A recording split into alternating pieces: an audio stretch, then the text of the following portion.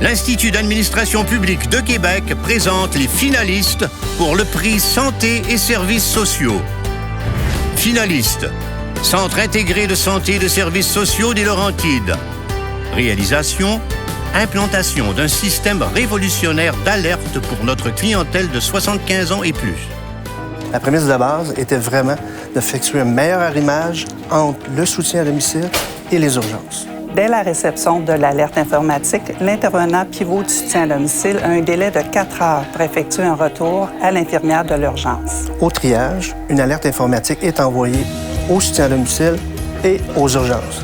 L'idée étant de permettre à l'équipe du soutien à domicile de dresser un portrait le plus fidèle possible du fonctionnement du patient dans son milieu de vie, pour permettre à l'équipe médicale et l'équipe de soins de prendre les bonnes décisions, de prendre des décisions éclairées quant à la suite des soins à donner à cet usager-là.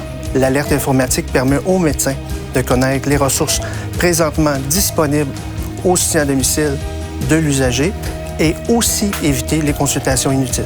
Avec l'alerte informatique, on peut organiser une visite à domicile dès le congé du patient de l'hôpital. Avant, on ne savait même pas qu'il était passé à l'urgence, donc on ne pouvait pas prévoir. L'alerte aura permis, dans le fond, le rapprochement de 2 cultures différentes. La culture de la première ligne versus le milieu hospitalier. Les alertes informatiques nous ont permis de changer nos façons de faire. Ainsi, le soutien à domicile et les urgences communiquent mieux ensemble, tout ça au bénéfice de l'usager. Finalistes, Centre intégré universitaire de santé et de services sociaux du nord de l'île de Montréal. Réalisation, l'innovation au service des personnes âgées hospitalisées. Un profil aîné intelligent. À l'hôpital du Sacré-Cœur de Montréal, dans le contexte de l'implantation de l'approche adaptée à la personne âgée, des infirmières ont eu l'idée novatrice de créer une application web qui allait permettre d'évaluer les signes aînés. Signification de l'acronyme aîné. Autonomie et mobilité, intégrité de la peau, nutrition et hydratation, élimination, état cognitif et comportement, sommeil. L'utilisation de la tablette électronique permet à l'infirmière de documenter son évaluation au chevet du patient et ainsi d'améliorer grandement l'organisation de son travail.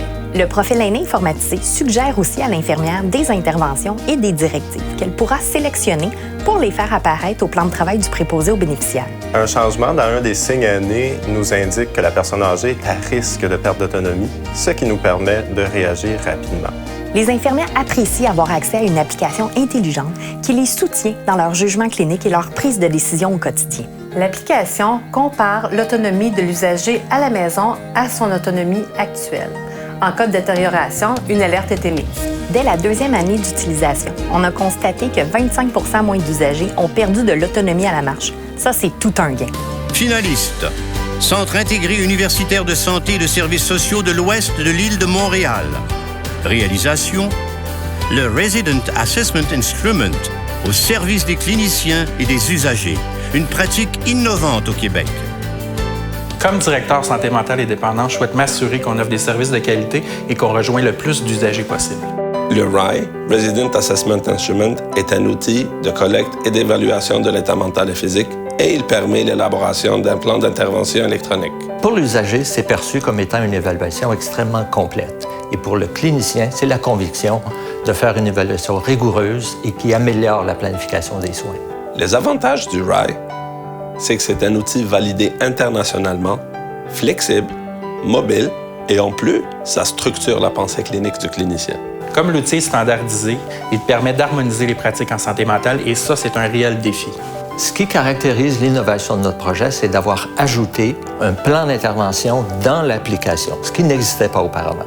À l'usage, nous avons découvert que l'outil nous permettait de réduire la durée moyenne de séjour, de réduire les mesures de contention et ainsi nous permettre de libérer du temps pour accueillir plus d'usagers.